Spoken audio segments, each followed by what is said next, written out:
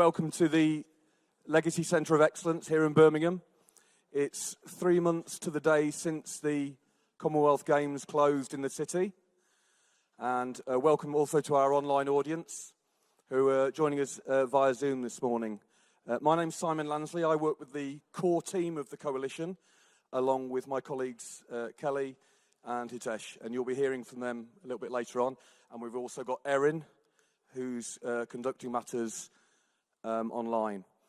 So a brief mention what the Coalition, some of you may be more aware than others. It's a growing national movement of organisations using sport, intentionally using sport and physical activity to generate positive social outcomes. Those outcomes are reflected here on the open goal framework. And many of you in the organisations you work with will be familiar with some of these, whether that's improving mental health and well-being, closing the gap in education development, to reducing crime and social behaviour. But the reason we call it open goal is because of the value that one intervention in one of those areas also is being created in other areas. So the multiple returns on investment. And long term, we believe that this is a way of saving public money. And that's what we want to say to government, that this is an open goal. So I'd really appreciate those of you on social media, today and beyond, to use the open goal hashtag and help let's keep momentum going. A couple of housekeeping matters. You'll have seen the toilets on the way in, hopefully. There's fire exits behind me and to the over there. There isn't a fire drill planned, but if you do hear it, please make your way out in an orderly way. Fashion. We'll be going through for 2 hours. It's not as bad as it sounds, though, because the second half of it, we're going to be answering some questions you can see on the wall around you in breakout rooms, and we'll also be doing that online in breakout rooms. So, and I just want to say before we kick off, a final thank you to Jeff Thompson and Janice from Youth Charter, who've been a fantastic help in arranging this event, and also to Keith, the CEO of the Legacy Centre, and Janky. Where's Janky gone? I don't know where she's gone, but she's been amazing in the build-up, so thank you very much, Janky. A final bit about the agenda today. As I said, the second half, we're going to be moving around the room and on the online breakout sessions. Before that, we've got 2 panel sessions focusing on policy and practice. We've got some amazing local organisations who are going to be talking and thinking about the contribution of sport for development to create an impactful legacy. Before then, we've got 3 keynote speakers. Mark Laurie from Street Games is going to be setting the policy context, and we've got Tom Clark-Forrest from Sport for Life, which, if you don't know, is an amazing sport and employability organisation based across the West Midlands, and he's going to be talking about the practice context. But before we start, I'd just like to introduce Beverly Mason, who is Senior Independent Director and co-founder of Sporting Equals. So thank you very much. Hope you have a good event. Thank you, Simon. Welcome to the town hall meeting. I must admit, I'm really happy to be here today. This is my hometown. I've not lived in Birmingham for a long time, so forgive me. I kind of feel like a visitor at the moment. Thanks to the Sports for Development Coalition, the Legacy of Excellence, and in particular Youth Charter. And I really want to give thanks for Jeff Thompson for inviting me to take part in this process today. It's really very critical that as an organisation that serves its community, that we're part of the conversation moving forward. As Simon has just said, we'll be hearing from Mark Lowry and Tom Clark-Forrest in a few moments. We have a very rich and full programme, which we'll hear from you. You're the individuals who matter today. You've worked very hard to support and to contribute towards community sports in this city and beyond. And we're going to talk about lasting impact and change. And of course, the focus is really around what kind of legacy do we feel that large impact games can have? Do they have an impact? So I'm looking forward to celebrating successes with you and to share stories of our experiences of the Commonwealth Games. I'm actually really grateful to our host here. Thanks to Keith, for the CEO of the Legacy Centre of Excellence. Being in this building symbolizes for me the renewal of a vision for the community. It was not too long ago that this vision for a local centre for the arts and excellence was shattered by political and financial disruptions, only to re-emerge under a transformational vision. This has taken a Herculean effort, let's make no bones about this, and no doubt it still requires some wrangling. So this centre where we're sitting today is actually a really good symbol of an intentional plan, a purpose to create a successful venture for the community. We cannot breeze past why we're here today. It's an important location and an important space in terms of heritage for the communities in Birmingham. So my name is Beverly Mason. I'm a founding trustee of Sporting Equals. Sporting Equals started out as a project within the Commission for Racial Equality, funded by Sport England back in 1998. It was a project, but it turned from being a project into being a not-for-profit organisation based on the fact that there was an investment budget to really ensure that communities were able to get engaged in sports. Our mission is around equity and diversity, but our kind of real core purpose is to eradicate racism in sport. We started this process in 1998. We're still at it, and it's not over yet. So I think today is an example of where we can perhaps, share experiences of differences that we've experienced on an individual basis and a community basis, and also where we're trying to access resources and tell the story about the impact, the difference that we're making in our own communities through engagement, through the power of sport.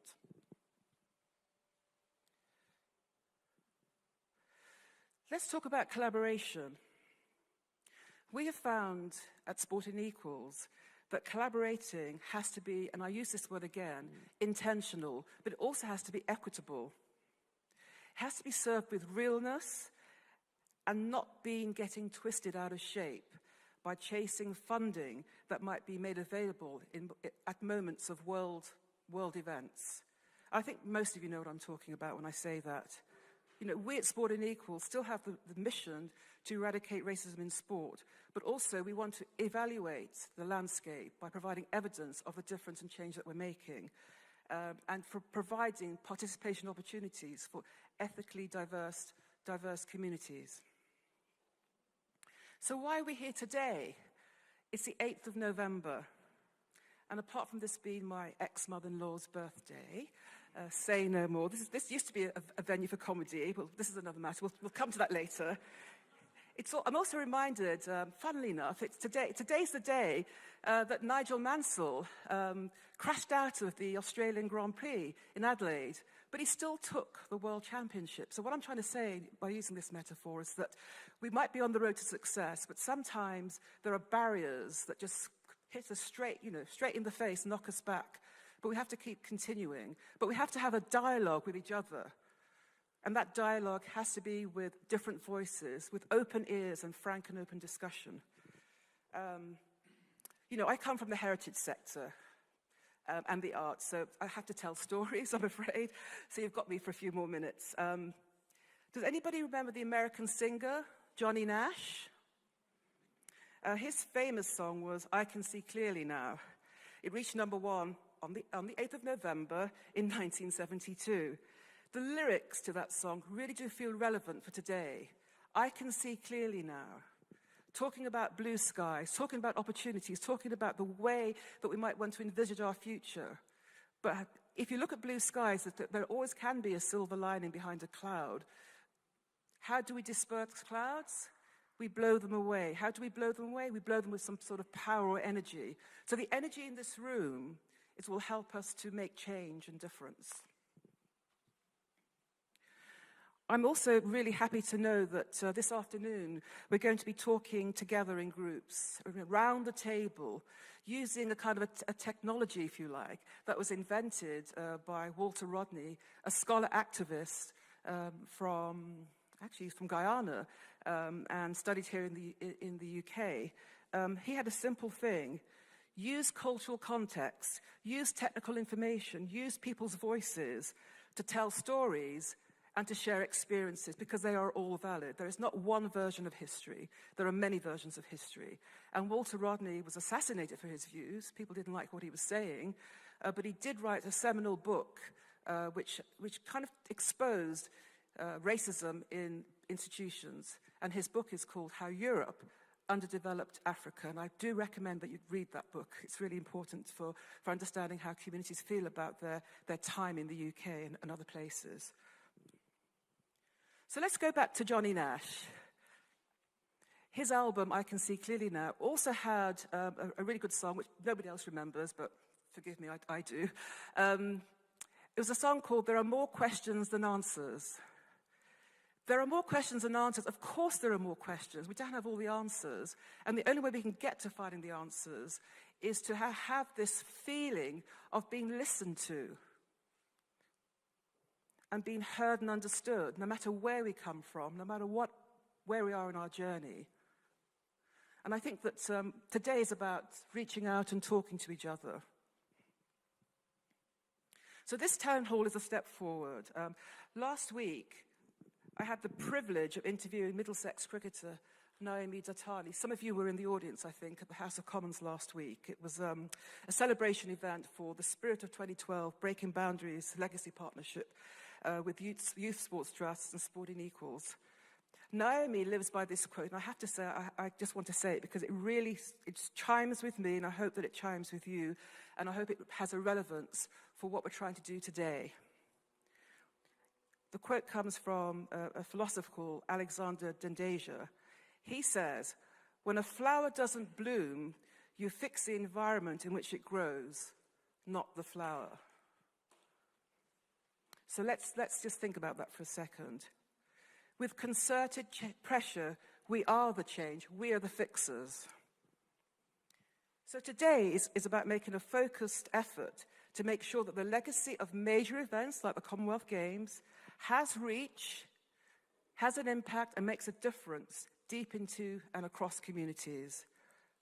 It's our opportunity for all of us to have an open, as I said earlier, a frank discussion about equity, but also to be really honest about the power dynamics of the how and the where the contributions of community sports organisations and sports for development, where those land. You know, example after example, we've seen that sustainable divestments in community projects do work. Here we are, Sporting Equals. We've been going for 17 years as an independent charity. We were invested in, and we invested that work into communities. One of our projects, Breaking Boundaries, led by Sri Hinton in the audience today, proves that if you're building legacy from the outset, you can plan for the future at the very beginning, and not only develop communities, but also young voices, young leaders. They're the future. So let's place the future firmly in their hands. I want to give a shout out to our CEO, Aaron Kang. He's not here today, but he's gone on over the last 17 years to develop a number of inclusive projects, including a network of 5,000 members, producing crucially impactful resources and tools that directly serve ethnically diverse communities. And he's helped with our support to change the face of sports leadership. It's a long race, and I was just joking with Andy earlier on before we came up to the stage. You know, this is a long race, not a marathon. It's more like a steeplechase, isn't it? There are barriers, and it's an endurance game, but you have to kind of be very strategic with how you run the race. But I have to say, we do want to encourage transformation in people's life outcomes. That's what we're about, and that's what I think the Sports for Coalition Development and for Community Sports for Development is all about. I can't leave without saying something about the power of the arts, I have to say. I think, you know, we're all integrated people. None of us are only sports people or interested in the arts or interested in education. All of these factors make part of our lives and our communities. So let's think about organisations who can be part of the coalition that you know of, individuals who have a particular leadership skill or particular strength or a voice in their community. Bring those people in, because they have something to increase the practice, not only the policy, but the practice of the success of trying to bring investment into the communities themselves. They have the voices, and I think that Simon talked about the open goal framework, which has been co-designed by the coalition members. It has to be equal voices at the table. I think I've said enough now, and I think I need to move forward. It's my great pleasure to introduce the two other keynote speakers this morning, starting with Mark Lowry, who's the Chief Executive of the National Sports for Development charity, Street Games. Mark is very well known in the sector and will speak first, and will set the policy context for the sessions that are coming up later on this morning. After Mark, and I just met Mark for the first time, Tom for the first time today. Can't believe we've not met before, Tom. How is that?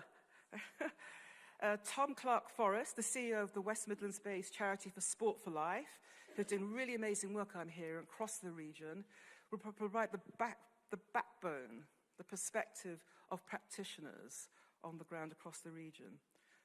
After their keynotes, there'll be two policy and practice panel sessions, which Simon will provide a briefing for later on. In the meantime, first off is Mark. I'd like to welcome him to the stage. Thank you, Mark.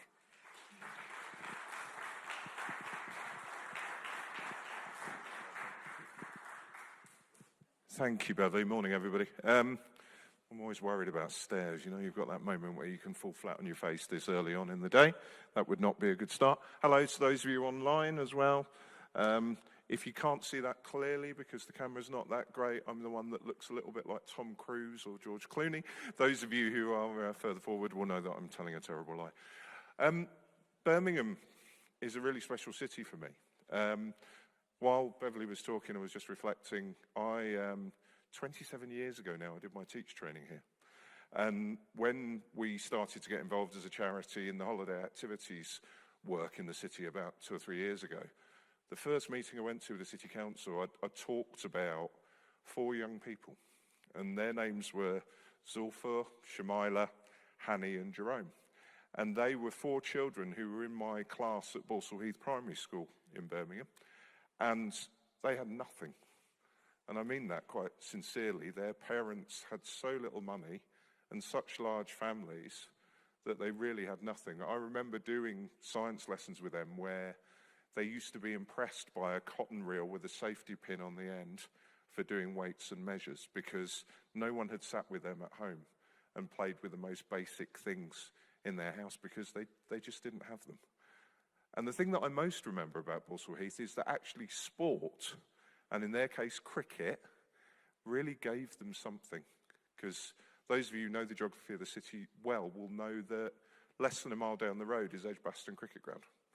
And Warwickshire used to come into school, the school had no grass area, and they used to play cricket. And the kids who went to that school, cricket was the thing that lifted them up. And it made such a difference to them. Now, the reason for sharing that has nothing to do with the policy context, but actually sometimes I think, and particularly for us as an organisation, the point of the policy context is to make the difference to Shamila, to Hanny, to Zulfa and to Jerome. And now, because it's 27 years on, it's their children, may even be their grandchildren in some cases, that are now in the city. And it's still as challenging, I think, now as it is then. And the other thing from this year is that in May, we brought our board to Birmingham. Some of them had never been to the city before, but what we did was we took them out and we visited some of the brilliant local organisations around the city. And we went to one in Handsworth. And this particular organisation had somehow managed to talk a very nice grammar school into giving their immaculate pitch in the middle of Handsworth, surrounded by big fencing, to be used for their football sessions. And while we were there, one of my board members said, "What's that over there?" I said, "I think that's the floodlights at Perry Bar. I think that's the stadium." And so there we were, less than half a mile from the stadium. And the conversation we were having was about how included are these young people? They can see the lights. When the games are on, they'll no doubt see the traffic, people heading to the games.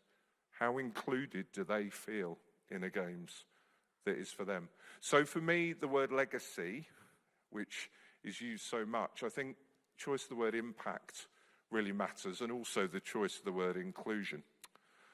So to talk very briefly about the policy context, any one of a number of people in this room could be doing this, so I apologise. I'm looking around at some of the most experienced sports professionals I know, certainly in my working life, but I got the gig, so I apologise if you don't agree, and this is the start of the debate.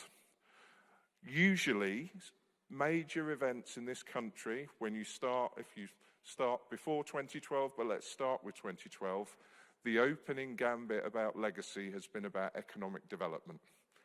It's been about how much money can be generated by having a major sporting event in our country.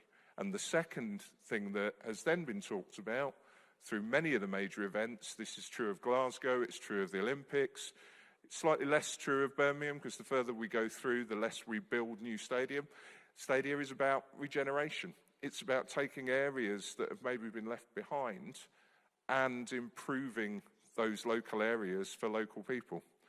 And then the third thing that somehow gets mentioned at the end a little bit is, what about participation? What about sport? What about the difference that sport can make? And we know from the young people that we work with that in terms of spectating at major events, they're 50% less likely. If you're from the poorest families or groups in society, you are 50% less likely to have seen a major sporting event than those who are from the most affluent. So actually the access to being included and seeing these major sporting events from a policy perspective just is not there. And then the thing that often preoccupies governments time after time is obviously the public health aspect of these events and the opportunity where you are working in communities that have real challenges with obesity, with cancer, with type 2 diabetes, to improve the physical and mental well-being of communities and of young people. And we did some work back around 2012 with Canterbury Christ Church University, just looking at what they called the festival effect and the demonstration effect, which were all about how do you actually increase physical activity levels on the basis of using the moments that are created by major sporting events. So I remember really clearly in 2012 that Seb Coe stood up and he said quite honestly, he said, there isn't much money for legacy. He said, you need to make of legacy, this was in a room of governing bodies, of other sports organisations, you need to make of legacy what you will. You need to make the most of the legacy. And I still believe that to be true, because even though there was money invested around Birmingham and around the Games, actually it's about every organisation that wants to make a difference about legacy. And Sir Keith Mills, the Vice Chairman of London 2012, talked about legacy not as an opportunity to create lots of new policy angles, lots of new activities, but actually to turbocharge our existing efforts. While the lights of the world, when we're talking about major multi-sporting events, are on sport and are on the communities that we're all concerned about, it's an opportunity not necessarily to do different, but to do more of what works, to make more of a difference in the communities that we all serve. So then government's policy priorities around legacy for major events are one thing, but when I talk to local community organisations, they talk about different things. They talk about cohesion and connecting the people who live in their neighbourhoods. They talk about legacy as an opportunity to reduce crime and antisocial behaviour by providing activities that not just divert young people, we're past that now, but support them and mentor them and help them find a positive path. They talk about the importance of skills and employability, and the Commissioner launching a report today about employability, and that is very real as a part of what legacy is about. And from the point of view of young people who may live in the most disadvantaged neighbourhoods, we talk about broadening their horizons. They often live their lives within a 1 mile subjective neighbourhood. They go to school, they go to the shop, they go to the park, they may go to their youth club if it still exists.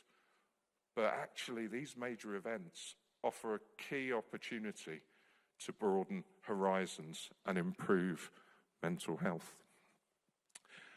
I'm going to share some images just very quickly. I haven't seen the red card yet. Simon, how am I doing? We were really lucky. This isn't about street games, but this is about young people and broadening their horizons. We had 500 young people come from around the UK to Birmingham in the summer to camp in a place called Blackwell Adventure, just outside the city. And for those young people, some of them were 18 and they never left their local area.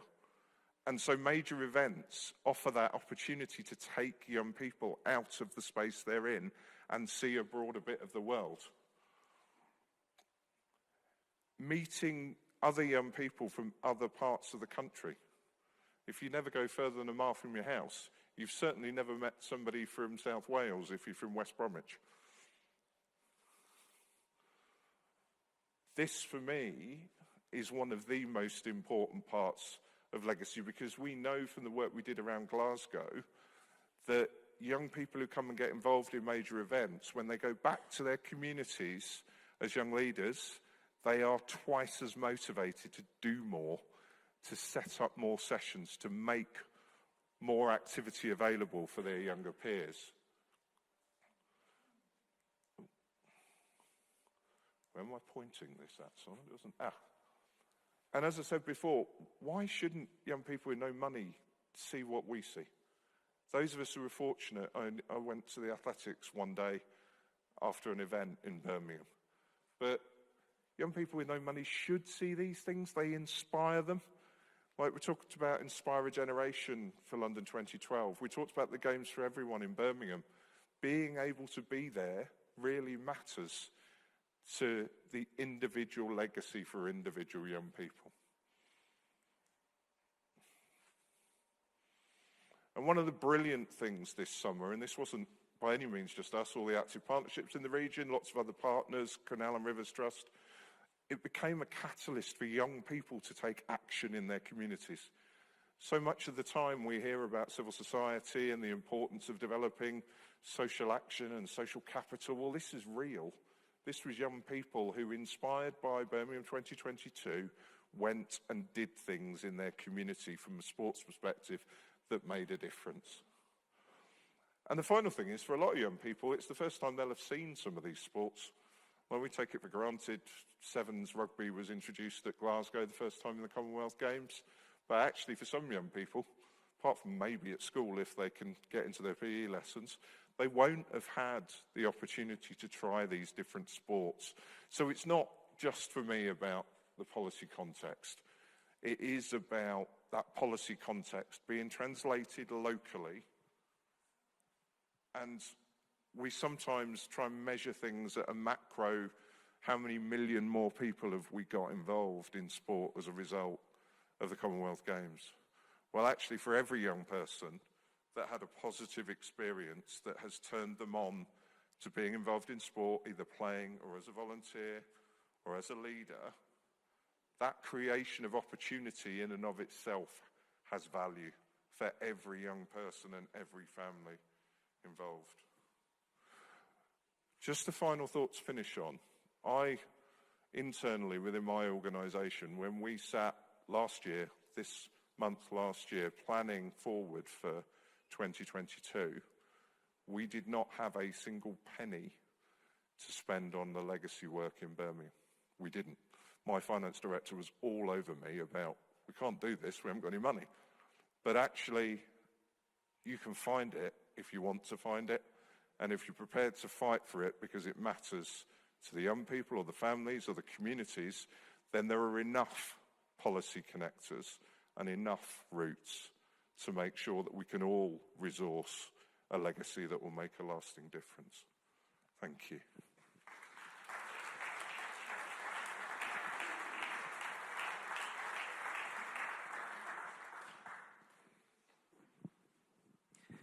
Thank you, Mark. That was marvellous. And I was listening to you and I was reflecting upon the fact that when I lived in Birmingham, I lived here for my first 18 years, I only really sort of stuck to my local area, you know, between Handsworth and Spring Hill and Edgbaston, Ladywood. And I couldn't map. I was saying to my daughter just the other day, I couldn't map where places were in Birmingham.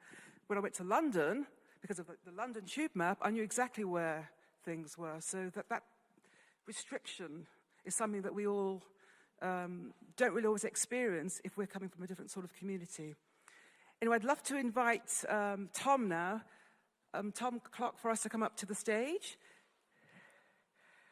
And let's hear a round of applause for Tom. Thank you. Good morning, everyone. It's really fantastic to be here. It's great to see some familiar faces as well as a lot of new faces. And apologies to anyone from Manchester when I say this, but welcome to the official second city. Although I'm not sure we can say that for the football teams. Over the next 8 minutes or so, I want to just share Sport for Life's journey of growth through impact and evidence-led impact as a direct delivery organisation. I think that's really important in enabling us as a sector to articulate a clear solution when a window of opportunity like Birmingham 2022 presents itself. But before I get onto that, just a little bit more about us as an organisation. So we are a sport for employment charity. We work with 11 to 29-year-olds. We deliver structured one-to-one mentoring as our core service and combine that with sport and physical activity, accredited qualifications, and employability workshops to support young people towards education and employment outcomes. We are based here in Birmingham, operate across the West Midlands. We work with about 2,000 young people meaningfully and intensively each year. And we use sport in two key ways. Firstly, as an engagement tool to recruit young people into our services, but also as a vehicle and a conduit to directly and indirectly move people towards tangible outcomes and towards better futures. A bit about our work with the Coalition. We've worked with the Coalition for a few years now, most noticeably contributing to their employability and well-being working groups. And in terms of the open goal framework, obviously our work with employment means we're working much more intensively on the increased employability and skills theme, but we know young people benefit from multiple returns, and given our work on well-being as well, young people are being supported in that area. Just a little bit on the Commonwealth Games, those 11 amazing days when they were here. For us, we were united by partner, and we had the opportunity to take 80 young people to attend games, spectate at the games. We supported young people into jobs and volunteering opportunities during those 11 days. We also had a number of baton bearers from really deserving young people and volunteers. And we delivered on and continue to deliver on a number of employability initiatives that came from those games. And I just want to talk a little bit about impact. As I said, it's really important. Now, I don't think I need to convince anyone in this room or anyone listening of the power of sport in improving and changing lives. It's something that a lot of us live and breathe day in, day out, 365 days a year. But I think there probably are those outside of the sector, outside of sport, and dare I say outside our echo chamber at times, that do need convincing. And so I think it's incumbent on us to articulate that change we're making, evidence that impact, so we can take that to commissioners, to funders, to government, to try and make that difference. And for us, we've been on a really interesting journey with impact. First and foremost, that started with a cultural shift. So we wanted to become data-led and evidence-led and youth-led in everything that we do. So really seeking to understand the difference we make and trying to understand what works, what doesn't work, and being really open and honest when it doesn't work, and to move towards creating reliable, valid, and evidence-led data. So for us, that started with articulating our theory of change. So why do we do what we do? Why do we deliver specific activities? How do they lead to short-term and long-term outcomes? And once we've done that, we could then really define our monitoring and evaluation and data collection processes and really create tangible outcomes and clear impact reports. And like many people probably here today, we've had that challenge of trying to articulate hard outcomes versus soft outcomes. So for us, a lot of our outcomes, getting young people into sustained employment, getting a young person into a qualification, that's a little bit more binary, a bit more black and white. We can quite clearly evidence that through a certificate, a payslip, a job offer letter, for example. So when we say to funders and commissioners that we supported 460 young people into a social action project, when we say 165 young people gained an accredited qualification, we can really prove that and evidence that. And on softer outcomes, a little bit more intangible, perhaps a bit more subjective, difficult to measure, we really strive to use industry standard tools and frameworks like Outcome Star, like WEMWEBs, to evidence changes in life skills and well-being changes. And I think that impact approach has key external and internal benefits for us as an organisation. So externally, we can take clear evidence to showcase to funders, commissioners, the difference we're making, to gain reinvestment, to gain new investment. That's a theme we've seen. But also, perhaps a little bit more under the radar, is helping internally. So how can your data help you to improve and develop what you do, improve our model, make changes as a result of what the evidence is telling us? And that's something we've seen a trend on over the years. And when we think of the social health and well-being benefits that major sports events can achieve and that our sector achieves, as I said, Birmingham 2022 offers a real opportunity to sustain that impact once the athletes and the media have left. And that's why I think we need to record and evidence that impact both individually as organisations and wider as a sector and a coalition, to create a compelling case with clear returns on investment and savings to civil society to take to government departments and agencies. And just to round it all off, as it happens, we have a very real-life example of that today. So the coalition this week, during National Youth Week, are launching a new report called Active for Employment, led by the University of Bath and other partners. And crucially, and hopefully this links to what I've been saying, this report wouldn't have been possible without submission and evidence from 50 direct delivery organisations throughout the country that have led to clear recommendations that we as a coalition can take to government agencies and departments.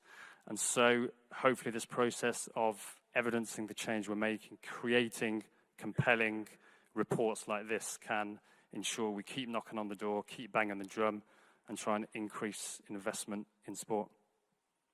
Thank you.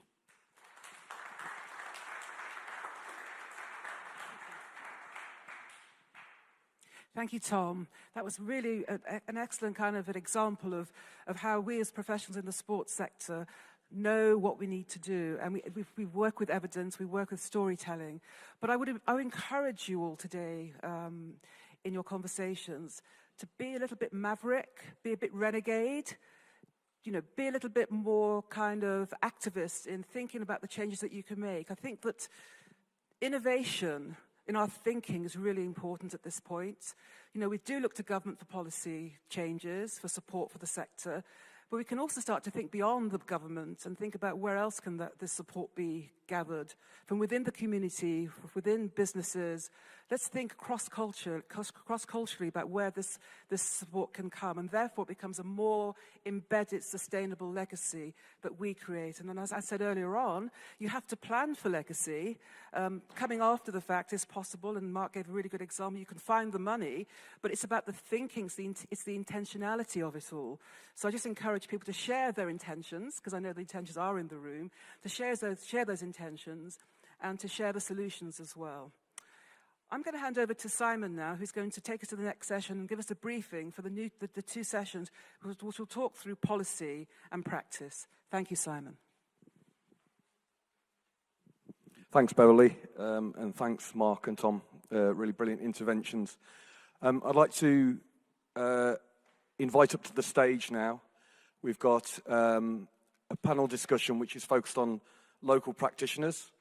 So I'm really excited about 3 brilliant organisations. We've got Naseem from Saheli Hub, and she's leaving the country tomorrow, so thank you, Naseem, for helping today. Dan Allen from Sports Key. Where are you, Dan? He's got the tracky top on. Good man. And Kurt Dawes from Birmingham Rockets. And I haven't seen Kurt yet, so good stuff. But we had a great chat the other day. So Jen from Street Games, if you guys would like to come up and take your place on the stage. We've got about 10-15 minutes for this, and then we've got another panel which is going to focus on the policy end before we move into the breakout sessions. So, there we go. Hi, Kurt. Nice to see you.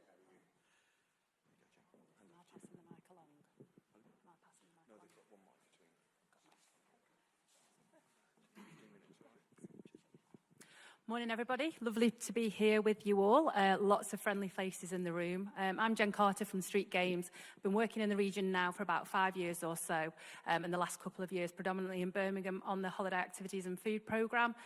So great to be here, great to be with such a fine calibre of panellists this morning. Hopefully we'll make it as painless as possible for you all. So just to break us in, I'd like to hear a little bit about who you are, which organisation you're from, and whereabouts in the region you're from.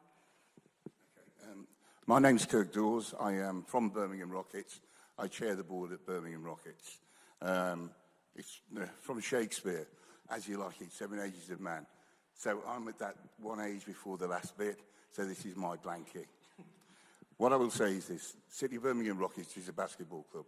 It is the biggest basketball club in this country.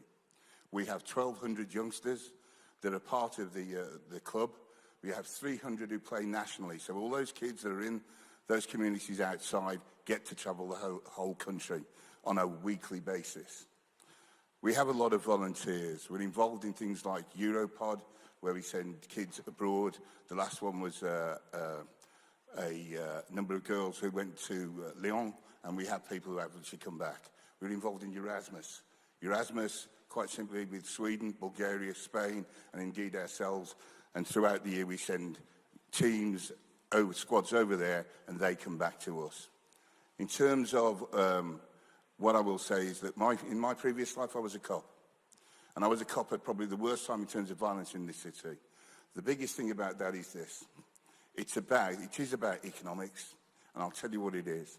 For a small investment in sport, right, it will save the public purse a lot. And I will tell you that because the club that I'm at, since 2003, we have had 3 kids in the criminal justice system, and I will say we have had well over 10,000 kids at that club. And when I say the cost of a murder, back in the day when I was really involved in what was taking place in this city, in comparison to some of the interventions, 2.7 million, and for mediation, which is what I was responsible for, 3.5 grand. Sport is massively important to this city. Challenges, I'll tell you. It is about funding it. Most of the kids that we get come from the inner city. They haven't got the money to pay for subs and the like, or to go abroad or to go anywhere else. And we provide bursaries and all sorts of things, international camps, and send them away as well. We do have some serious challenges at the club because we've got to run it. Facility costs in the UK are way up there, but we have to find it day in, day out. Legacy from the games, I'm going to be really honest with you. I'm still waiting to see what that will be, yeah? I'm not a renegade. I don't want to blow anybody up, but I will say this. We provided a load of kids when it was asked for on the, like the year to go and the like, equipment, kids and coaches and the like, on a number of occasions for these games. But when it came to anything to do with the games, we didn't receive 1 ticket. And the biggest thing about that is, we did, from one of the board members' organisations, Cowlings, a law firm in this city. They were the only ones, 20. So we're waiting to see. We're willing to work with, Coalition and obviously with Youth Charter to get it right. But, it's all about reciprocity. If you give, then people should learn that they've got to give back too. That's all I will say. Thank you. Brilliant. Afternoon all. wish I would have went first, so I could have set the bar low. Thank you, Kirk. My name's Daniel Allen, and I'm the director of a community-based organisation called Sportski. Sportski is based here in Birmingham. Ultimately, we utilise a range of sport, physical activity and culture to really try and get the community active in many different ways. So currently we have a suite of different activities we run in the community, from recreational football to netball to boxing to cycling to buggy runs. I've probably missed some, but we ultimately really try and think of ways that we can try and remove some of the life stuff for people. So we provide all the equipment, we provide childcare when necessary. I'm not referring to anyone's kids as being stuffed, by the way, just to make that clear. So we really try and take a centred person approach to what surrounds people's lives in our community, especially young people, and how we can help them engage, essentially. We have a volunteer programme, so we're trying to get more young people to volunteer with Routes to Employment. So with that, we take young people on a range of different experiences, from national governing body qualifications, experiences like social away days, put them through employability programs, and yeah, that project's going from strength to strength. And I suppose we've really tried to under-promise but over-deliver with that program by selecting 10 young people and really taking them through quite a robust pathway in terms of their volunteer to employment experience. We run events, so we try and run a lot of cultural events linking sport and culture throughout the year. And we also have developed we call a community of practice, which essentially we're working with organisations and groups who are far detached from the system, and ultimately trying to go through a journey of organisational development with those organisations. So that's really coming to fruition nicely. And yeah, we sort of operate in sort of northwest Birmingham, typically in areas such as Aston, Perry Bar, Handsworth, Newtown, Nechells. And we are quite agile and flexible as an organisation. We go around using various different leisure sites and sports halls, and yeah, just really try and be prominent in the community, getting people active and using sport as a tool in different ways. Have I missed anything, Jen? No? Great, thanks, Dan. Okay, brilliant, thank you.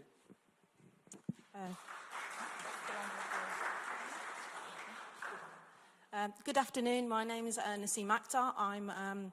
I came here when I was 1. I've lived most of my life in Balsall Heath, and I'm very proud.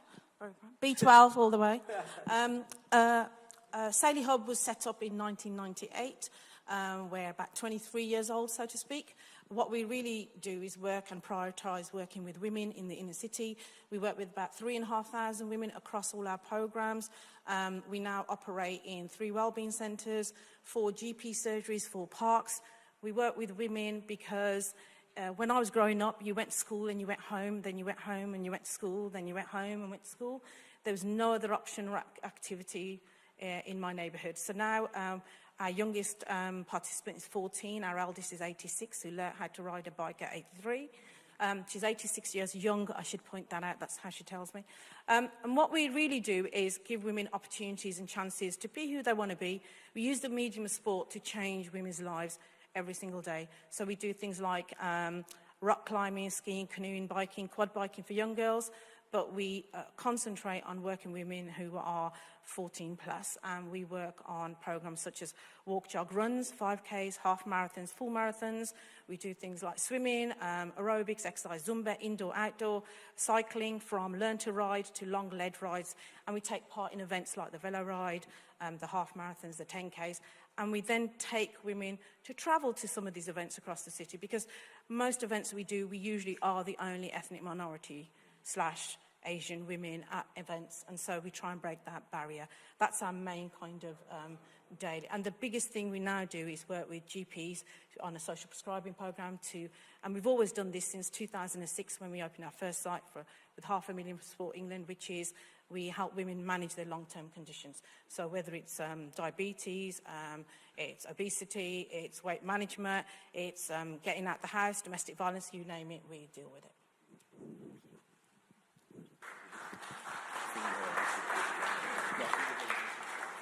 Thanks all, and a great start.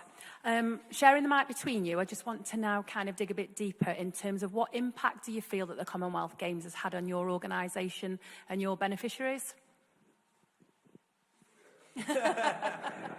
I think I've said to you what I think the impact has been so far. Of course, we're willing to work. I mean, we've got 47 different languages within the club. And we have, boys to men, girls to women. And in terms of impact, all I will say is that we're willing to work with anybody, but I have to be really honest with it. It's like I swear before Almighty God, you know, that stuff that I used to do. I just got to tell the truth. We're waiting to see what it will be, but we're willing to work. So if we're approached, we speak to lots of Sport Birmingham who really do support us and the like. But from the Commonwealth Games Committee, other than Jeff Thompson, I'm still waiting to see. And I'll just be honest about it. It won't be rude, but I've got to tell it like it is. Oh. Yeah, on a positive front, and then probably going to the critical front thereafter, we were fortunate enough to be selected by Gen 22 as part of a legacy program. So that really enabled us to add an extra layer of support to the organisation, particularly around our young people and our volunteer program. So that essentially allowed us to provide them with more national governing body qualifications, allowed us to employ a part-time volunteer coordinator to look after and manage the young people a lot more. It enabled us to take the young people on more social away days, more experiences that they'd never had previously. And it effectively enabled us to then deploy these young people who have immersed themselves into this volunteer program and gained all these experiences and deploy them within our sessions. So ultimately, they're now sort of shadowing sessions, and we're hopeful that they're going to become our future leaders long into the future, along with giving us a platform and a template to roll out this program next year and help 10 more young people who then can add to the capacity of the organisation. So that's what we're hoping our internal legacy from that program is. But in terms of the wider legacy, again, sort of echoing the comments before, we just hope that isn't an afterthought. I attended a talk where the Commonwealth Games and legacy was often used by providers or organisers as almost a capture mechanism, as a buzzword to get the Commonwealth Games to a particular area. And then once it landed, there wasn't any strong or hard targets around legacy. So I hope that isn't the case in this instance. But there are some of the hallmarks emerging around maybe it was just an afterthought, and by that I mean we've got Alexander Stadium, beautiful stadium, which it would have been pleasing to see as soon as the Commonwealth Games finished. There's a whole heap of activity taking place around Alexander Stadium, but from what I know, it's pretty much closed off to the public and no one's able to access it. So we're hoping that doesn't go on for too long. We've got a unfinished, what was to be the Athletes Village, which I don't know if anyone's actually occupying that village or that site at the minute. So again, that's disappointing. But there are some impressive construction that's been placed around Alexander Stadium, the Perry Bar area. So we're just hoping that it does lead to some legacy from a regeneration perspective, but certainly from an activities and building that community affinity and spirit, I think we're still yet to see some of that emerge. Thanks, Dan. And I think that's a perfect segue into the next conversation, really, when we think about the wake of the Games. You mentioned some of the legacy programmes like Gen 22 and how that's starting to work for you as an organisation. Naseem, for you, is there anything in terms of those legacy activities that you were really feeling is going to make a difference moving forwards? I'm going to answer the first question first because that's what I wanted to do. So I'm going to just be honest. The buzz around Birmingham was amazing. I'm a proud Brummie, as I said. I loved it. I loved the impression that, not the impression, but that breaking of that concrete colour impression people have of Birmingham. Seeing Mike Bushell every morning. The sun helped, by the way. So it always looked amazing and beautiful. I love the fact that there was more women who won medals. It was the most successful Games, we keep being told. But for whom? And more importantly, we created 2,000 jobs. But the board wasn't reflective of the community. And only when it was called out did it notice that it wasn't reflective. The workforce wasn't reflective of the community it was serving. They had no connections in communities, with groups, with organisations. And certain groups, I'm sure around this table, we knocked on doors, sent emails, and really we didn't get the kind of response that we should have got because we were trying to help. It was built on bringing diversity to this city, and it didn't do it. The other things I must say is that, going back to workforce, the volunteer workforce, I actually had to knock on doors, had to find a connection in there to get the volunteering team out to explain about the volunteering roles. We've got over 25 women to volunteer. I volunteered myself because I felt if I ask all the other women to volunteer, then I should do it myself, and I did. I didn't see that reflection in the workforce that were volunteering. In fact, I would go far as to say I barely saw a reflection of the communities that that live in the city. So in relation to legacy, well, for me, the issue is quite simple. The legacy the money that went round, how are we meant to use £5,000-6,000 to tackle inequality that's decades old? How are we going to use £5,000 or £6,000 to tackle inequality in physical activity, in sports provision? And most communities, Balsall Heath, there's no such thing as a youth centre. There never has been, and the way things are, there never will be. So I think for me, sorry to answer the first question first, but to me, I'm not going to sit here and make excuses. I'm going to tell you the truth, because for as long as I can remember, it's great to build partnerships, but if you don't tell the truth, nothing changes.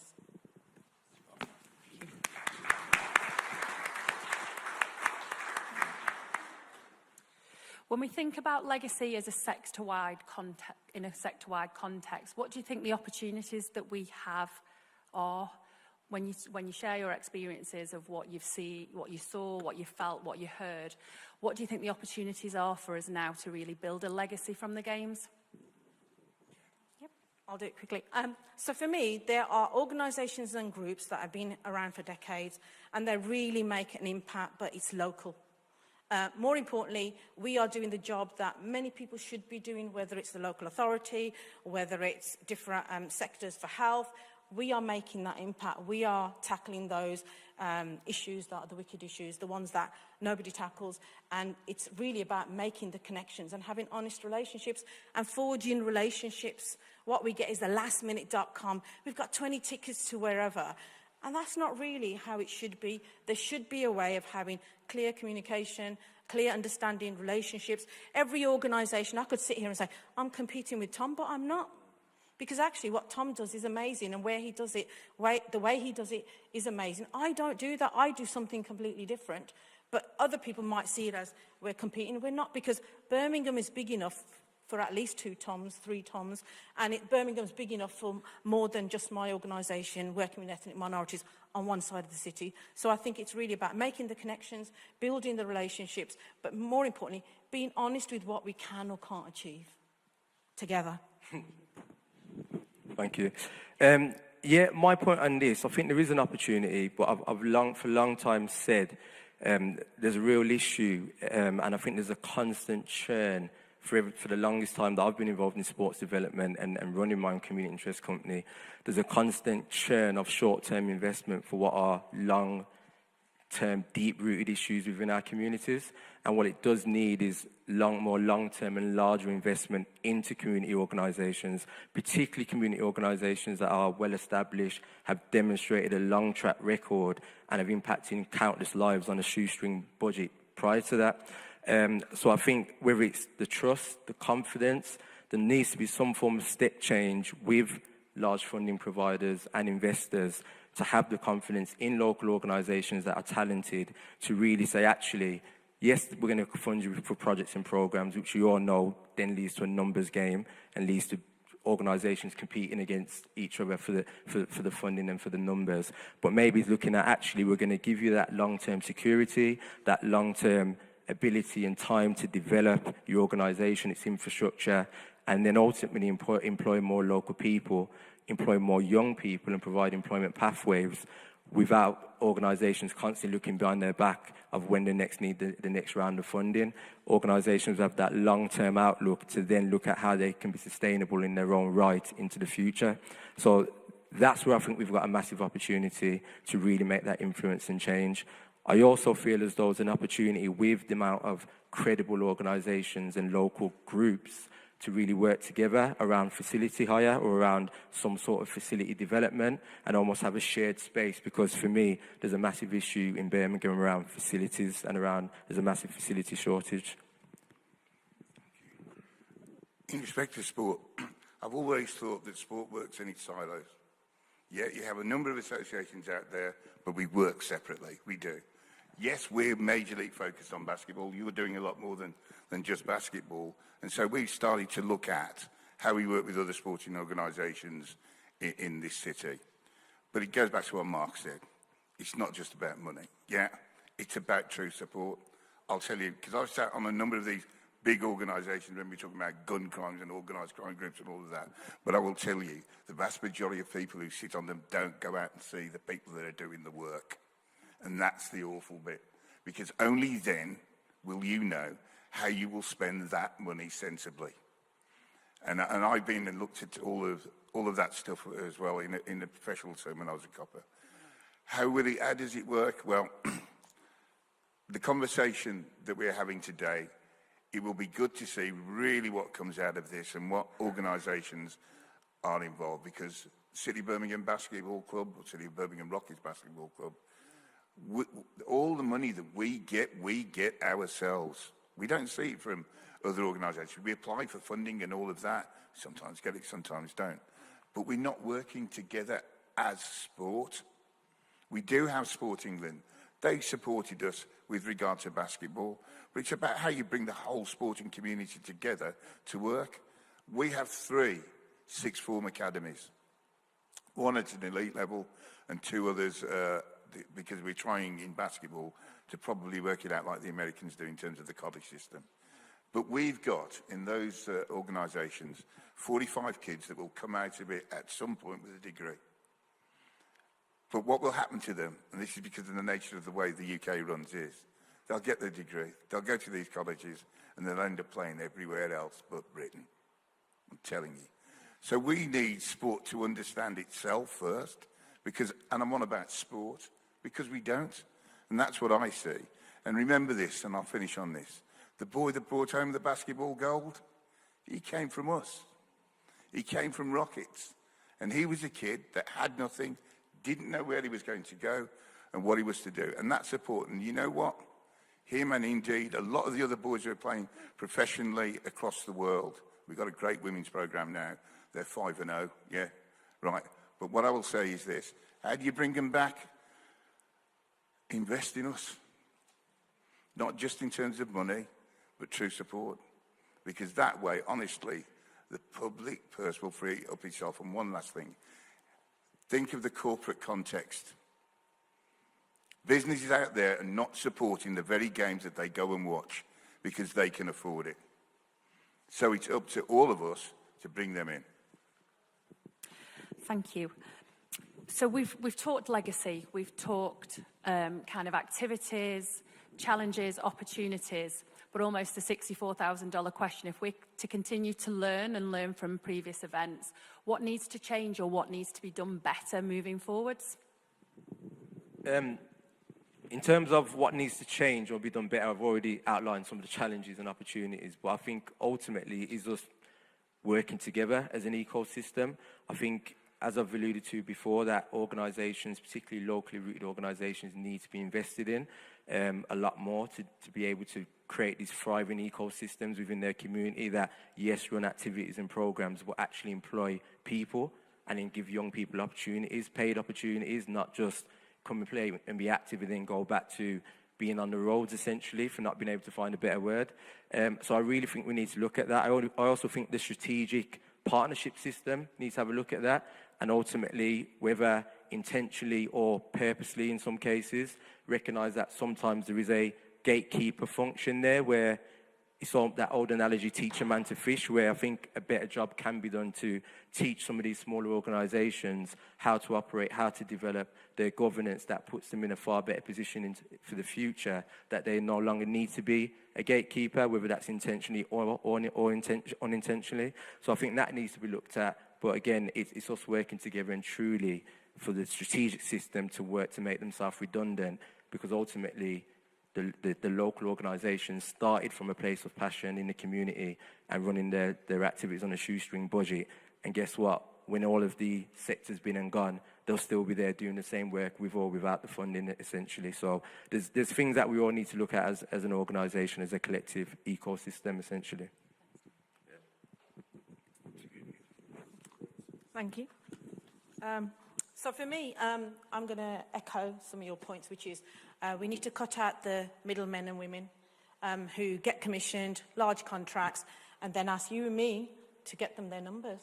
And we have to do it on a quarter of the cost. So cut out the middle people, cut out some of the funding in relation to NGBs. I really learned how to make myself popular. But cut out NGB funding unless they actually achieve those targets. And the other thing I've recently been doing is challenging them, which is when they come and ask me, can you do a summer program? I just say, no, I'm no longer going to do that. I'm no longer going to sit on that wheel, keep going around, and actually nothing changes for the community. So I've asked for people to work with us for the long term. I want to ask them to help us to tackle the long-term inequalities. I'm actually asking them to stop giving me £5,000, £2,000. I'm not interested in anymore. It's a long-term commitment. It's about legacy. If we want to sustain things, the biggest way to sustain things is to train up local people.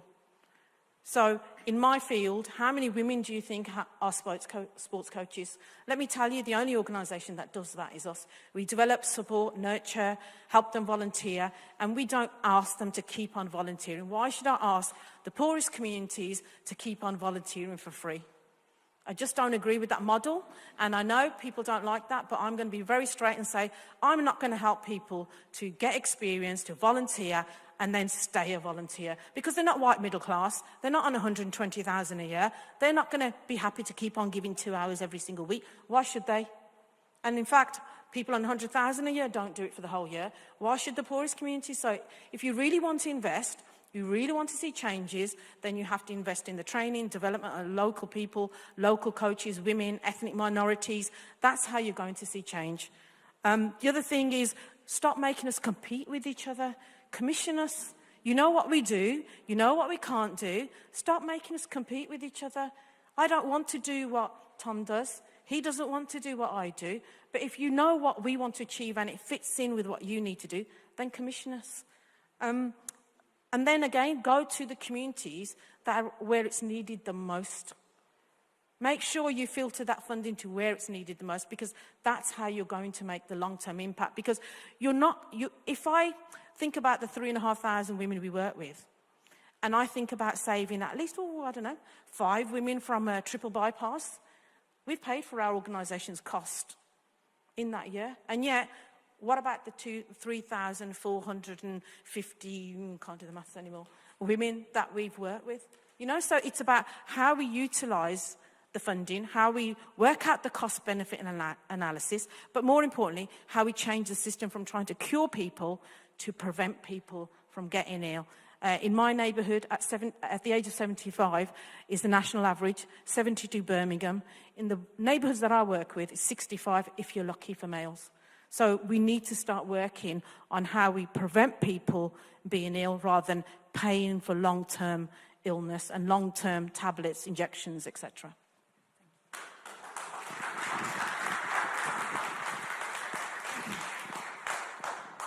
So sport is brilliant for health, well-being, and mental health. We take kids from 5 years old all the way through to our club to the senior level. Sport has so much to offer, but I agree with Naseem. It's not about making us fight against each other for a small pot of which is not gold. Because what happens in the end is that you do what myself and some of you will know Rob Palmer. Rob is the guy that started all of this.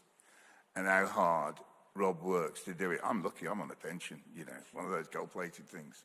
So I can give of my time. But Robbie who's working within it, if I was to say to you that boy's doing 16 to 18 hours a day, I am not lying for the hundreds of kids at that club. So we have to keep our eyes out for everything, but more often than not, we will look at some of these processes and say, forget it. It's too hard, it will take too much time to do it, and at the end of it, we won't know what we will get if we indeed get anything.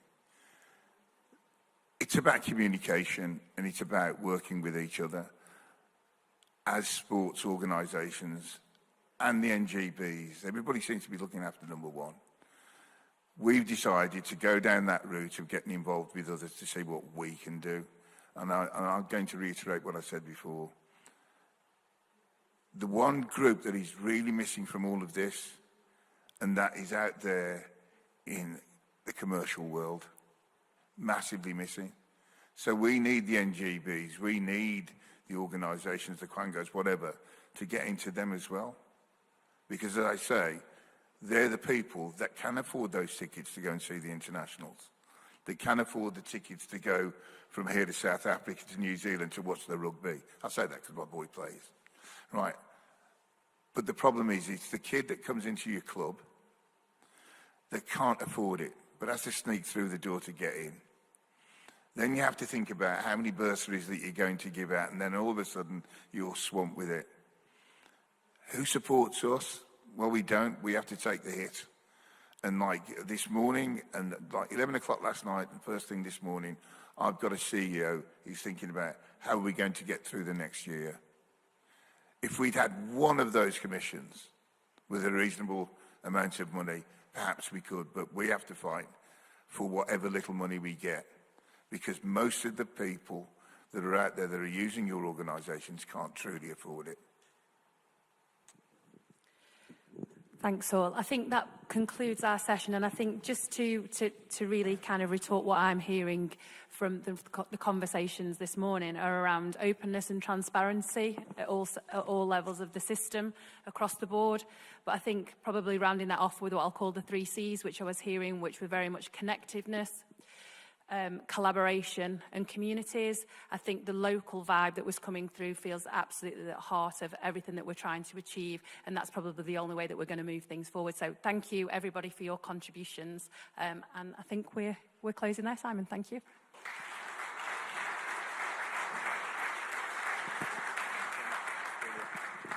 Thanks, Nassim. I'll leave that there for the next ones.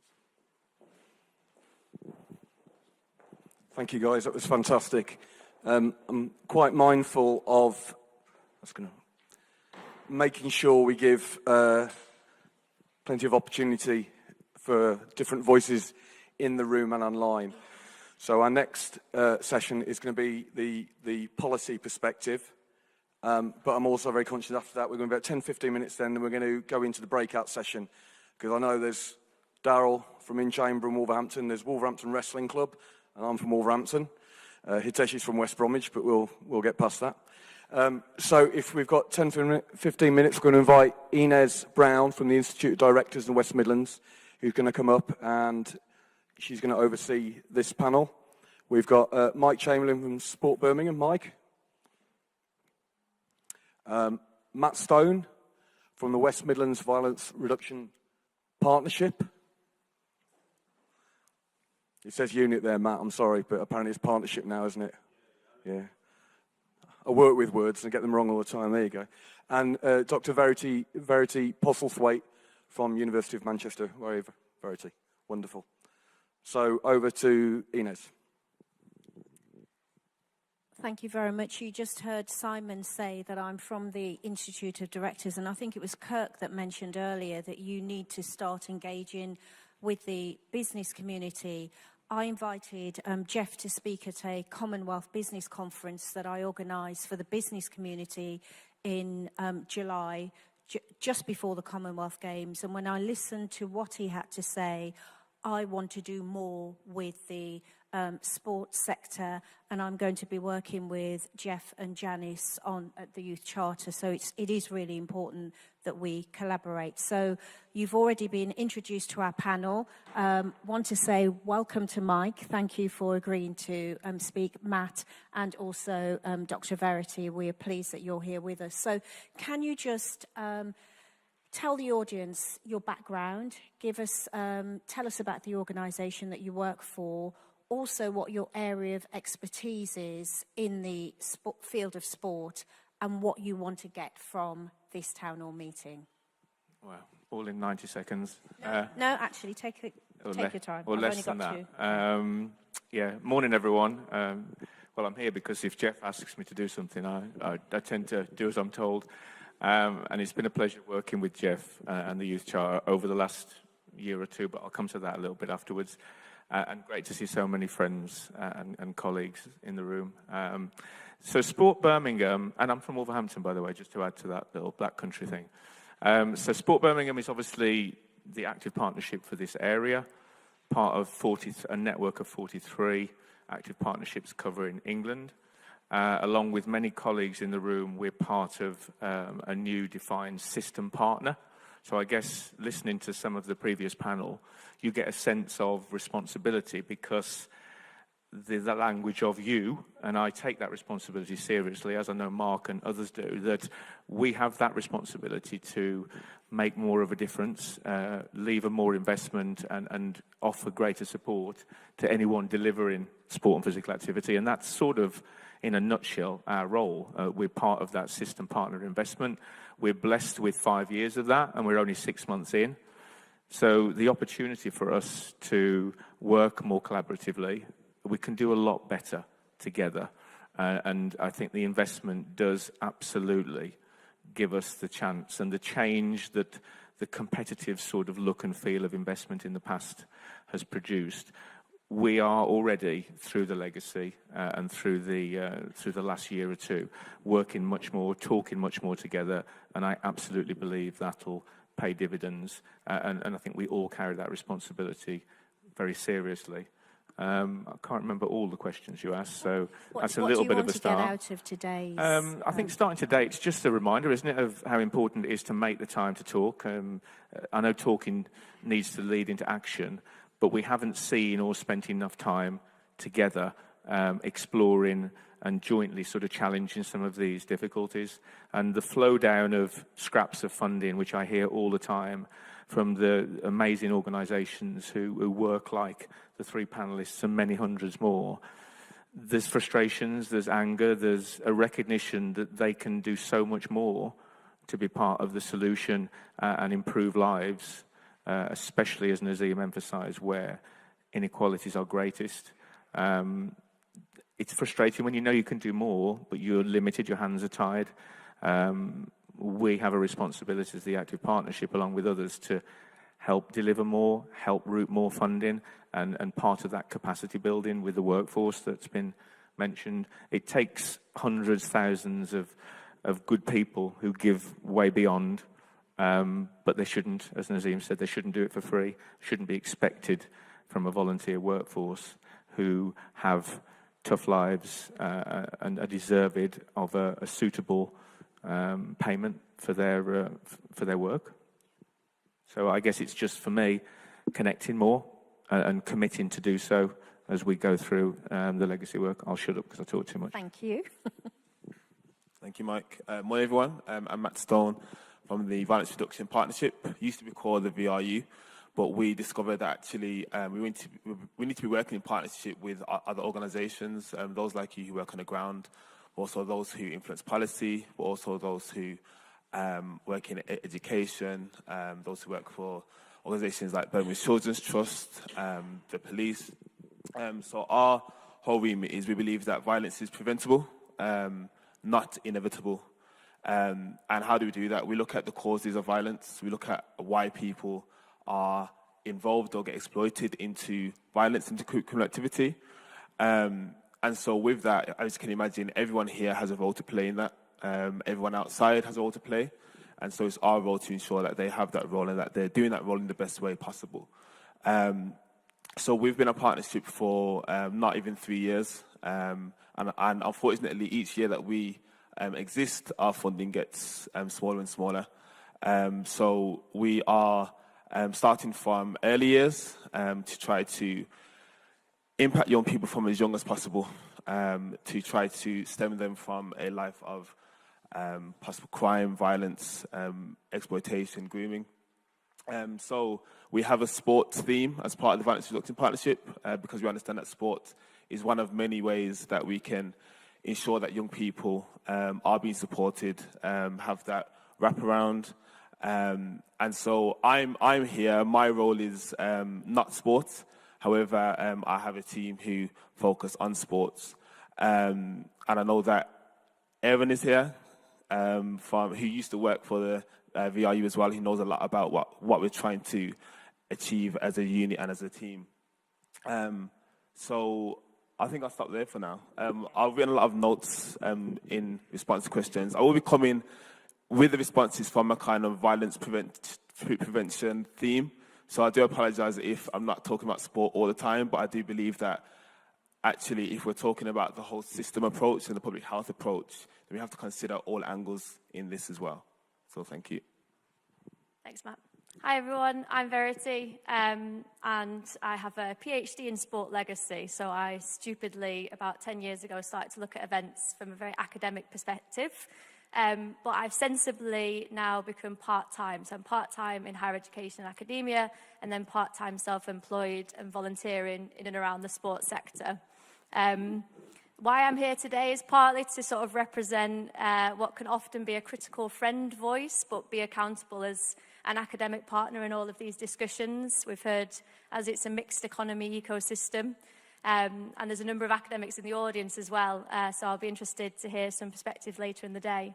I'm also here representing the UK Sport Development Network, which recently hosted its annual convention at Leeds Beckett University, and it was all around sport and social justice. So thankfully there's a few familiar faces in the audience that were there. Hitesh and Simon were there, and we're looking to work more closely with the coalition to make sure that universities write glossy reports, but also higher education is in and around the table when it comes to some of these delivery questions. Not only have I got an experience academically, I'm also actively doing research on the Commonwealth Games as an event, but also as a movement. We've not really heard too much today about that sort of international client, being the Commonwealth Games Federation, the Commonwealth Secretariat. And also this is the 7th time that the UK has hosted the Commonwealth Games. So Manchester is now nearly 30 years on. Glasgow has been mentioned a couple of times.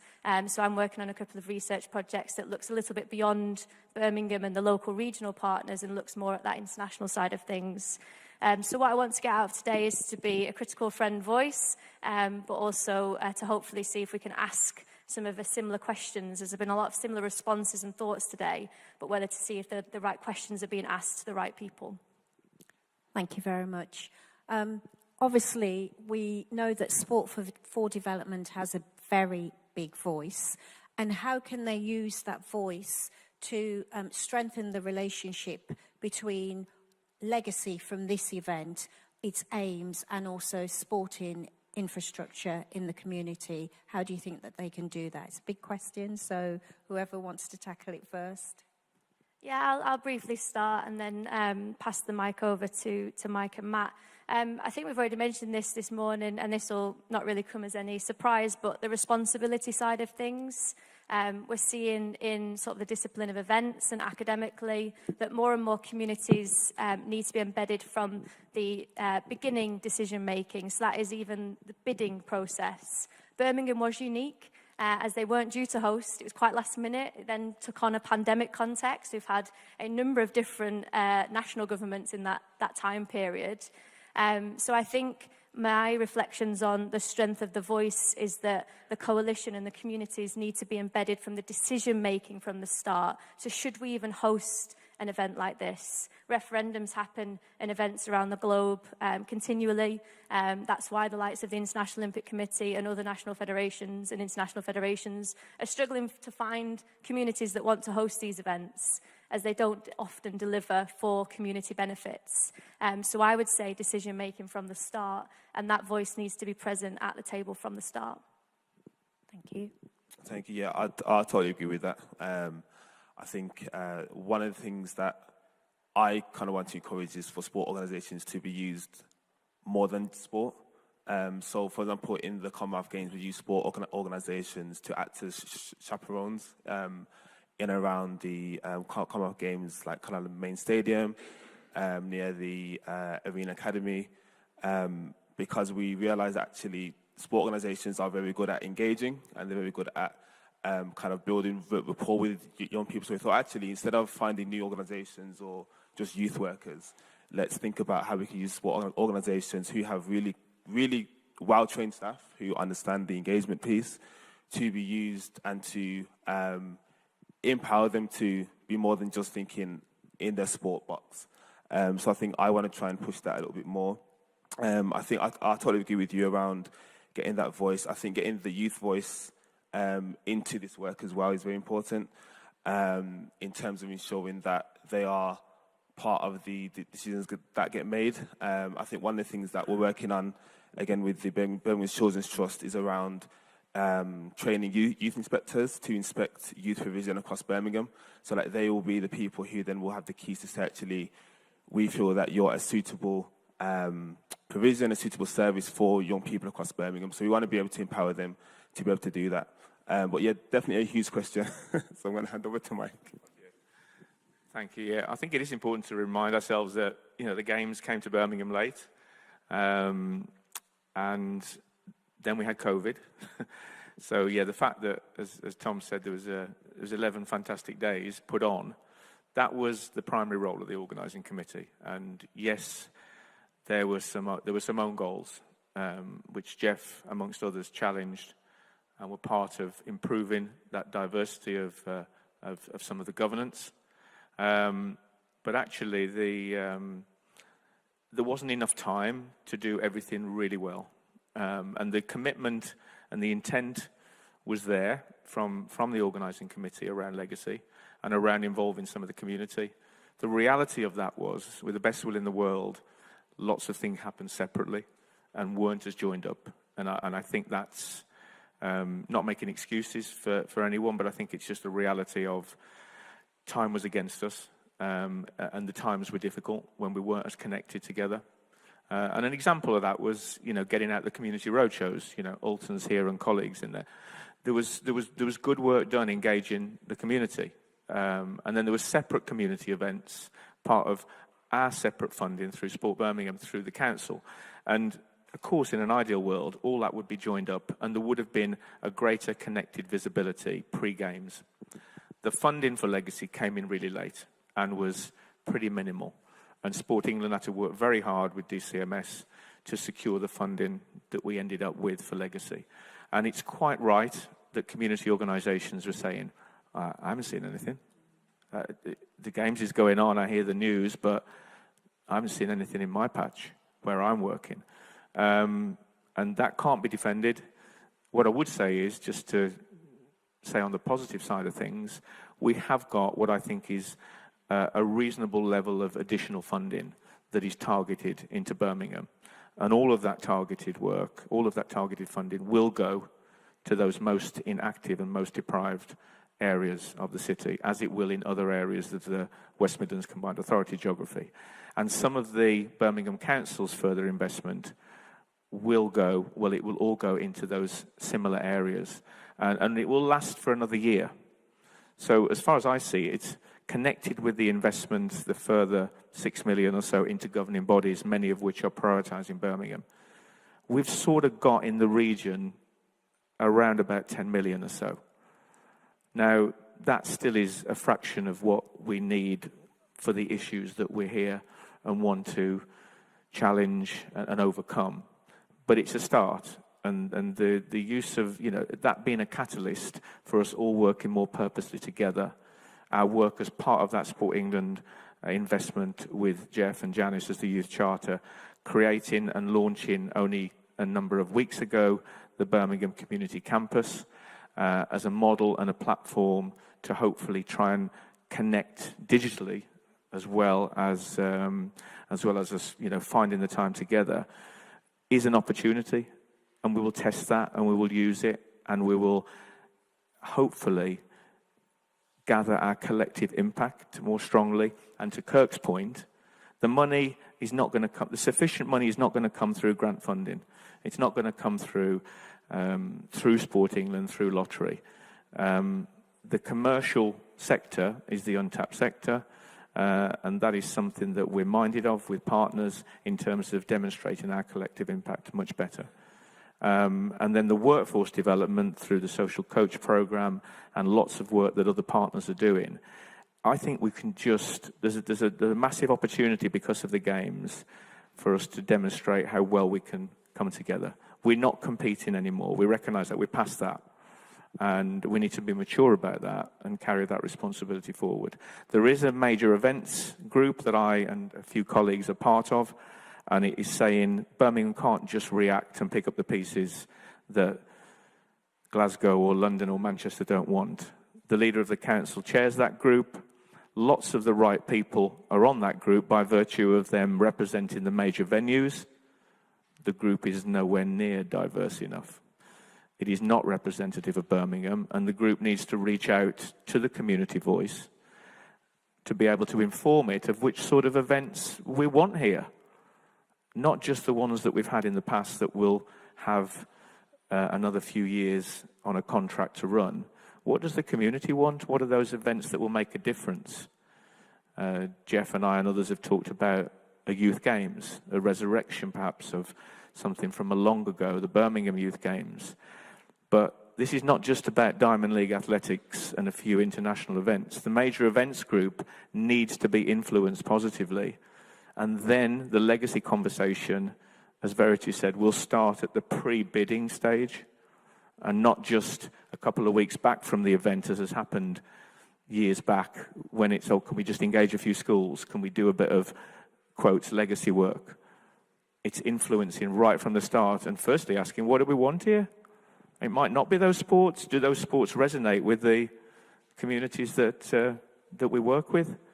So there's a lot to do, but I am confident that some of the starting points are being made.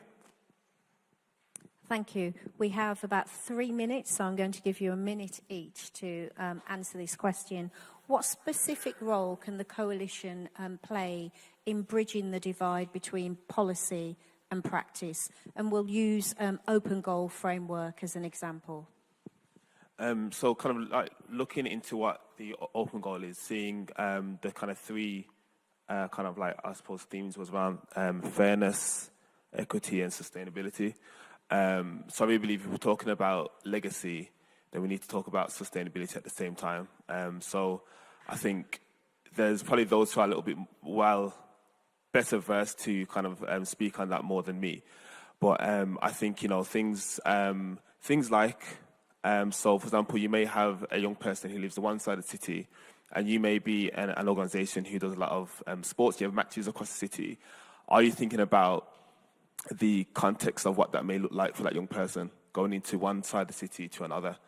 And how do we ensure that sports organizations are thinking about that, are being trained in that, and are taking that on board as well?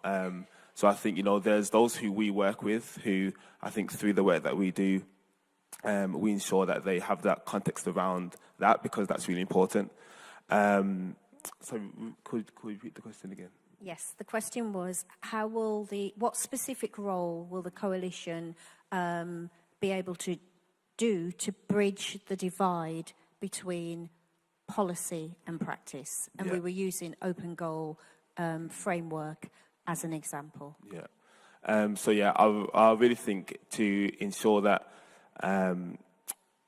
you know, what we're trying to achieve here is going to be long term. I think we need to ensure that there's going to be a constant meetings about this, constant thoughts and feelings. I suppose people who, as I think Dan said, those who may have been working here for a long time, who may not be getting the support or the funding that they need, but actually have an idea of what is needed to sustain this. They need to be involved in this conversation. It's great to see a lot of people here, but I know there's a lot more who probably should be here as well. Thank you. In 1 minute, I think that the coalition specifically can shield and embrace incredible amounts of policy turbulence. We're talking as though policy is continuous. We're talking as though policy is something that is tangible. It is been an interesting 5 years or so in terms of what policy is and what that means then for the sports sector, for the events sector, for the local government sector.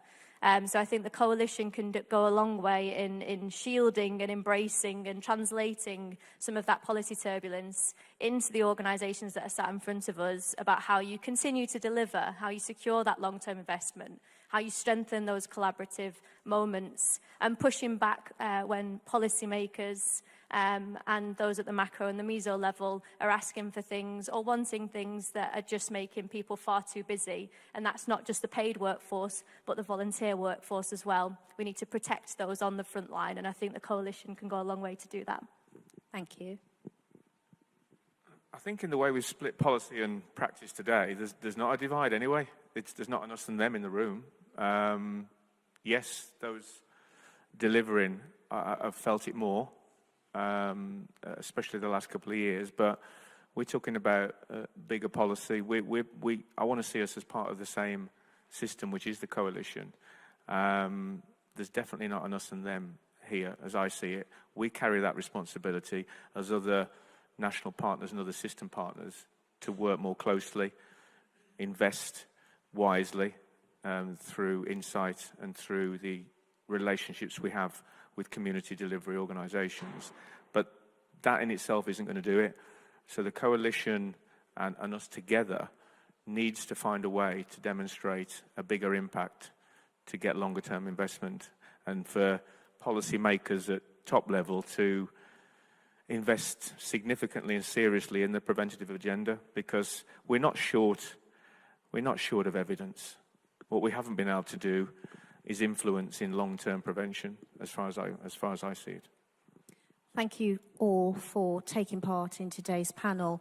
And the takeaway from this section is we hear collaboration again, that we need to come together, work together, sustainability, and this can only work if we all share our ideas, educate each other, and also speak to, local authorities, but in particular, the commercial sector that can help us to achieve what we want to need for these young people, for the children, and also young adults who will be able to gain benefit through sports and the arts. Thank you.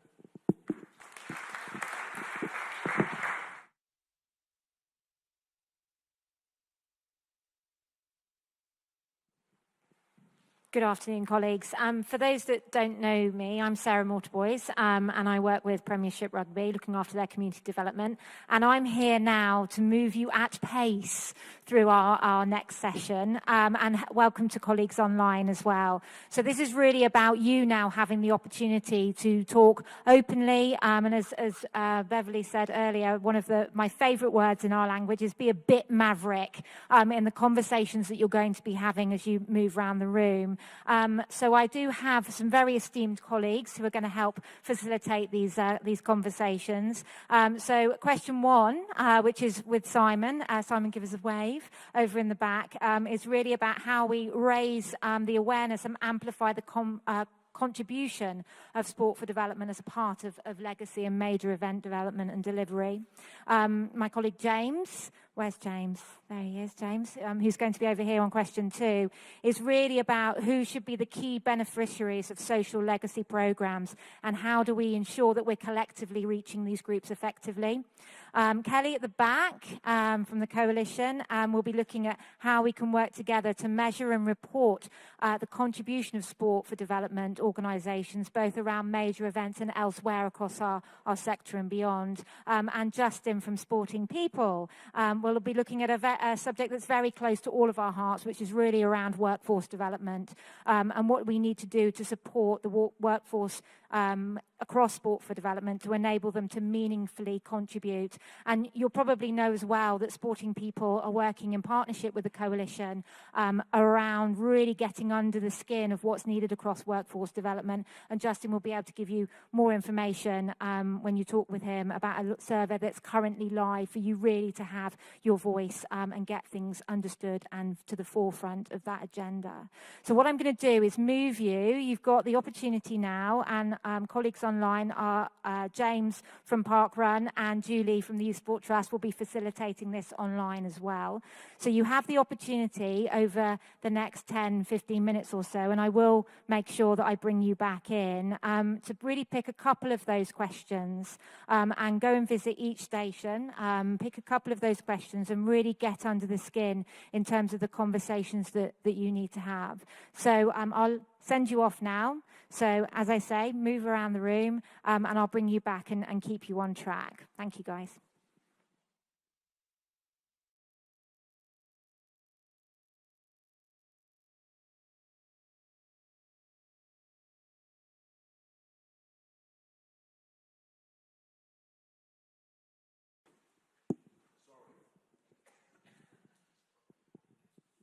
So, thank you very much colleagues, for participating so fully in that session, and thank you very much to colleagues online as well. We're now going to go into our last closing session of the day, and I'd like to introduce Jeff Thompson, and Jeff, esteemed colleague, Deputy Chair of Birmingham 2022 Commonwealth Games and founder and Executive Director of the Youth Charter, and also to introduce Hitesh Patel, who is Executive Director of the Coalition. Over to you. Sarah, thank you. I thought that was a great session. It seemed to be a morning sprint session. I think going forward, we might have to make it an all-day marathon session to try and sort of cram in all the various interesting discussions. So I'll try and keep it short because I'm conscious that Jeff and I are keeping you all from lunch and probably trains back to wherever you've journeyed from. But some of you do know me. Some of you will have kind of come across me in my previous guise before I joined the Coalition in April this year when I worked at DCMS. I was in government for 20 years as a civil servant. 17 of those years were in DCMS, 12 of which were working on sport, leading on international sport, major sports events, not specifically the Commonwealth Games, I must add, although I did sit on the internal delivery board, and also integrity. That's things like anti-doping, match fixing, anti-corruption, and governance, all the kind of high-profile, sometimes bad news stories. But I'm delighted to be here in Birmingham and, by extension, the Black Country. As Simon mentioned at the outset, I'm originally from West Bromwich. He's from Wolverhampton, and surprisingly, we do get on. And you know, it feels like being at home, and maybe my accent might be coming out a bit more. I did hear Naseem say earlier on, I think she mentioned, was it B12? I think I have to say B70 probably rules for me. But the Coalition team were here for a couple of days during the Games, and although we did see some sport, the main driver for being here was to see some of the wider community-related activity taking place. So Mark mentioned the summer camp that took place that Street Games delivered out in Bromsgrove. We went along to that. We went to, I can see Will's here from YST, we went to the Youth Sport Trust House just down the road in Perry Bar. And I have to say, you know, Jeff's the Deputy Chair of Birmingham 2022, and I thought, you know, we're never going to get time with him while we're here for the Games. You know, thinking that he'd be kind of, you know, flitting between one venue to the other, you know, chasing all the medals, you know, in his kind of chauffeur-driven car. But actually, we were granted, I thought it would be a 1-hour meeting. 3 hours later, we were, you know, we kind of talked about the genesis of today's town hall event. Originally, we were thinking about doing something prior to the Games, but we were quite clear as a team that we wanted to do something post-Games once the circus, so-called circus, has left town.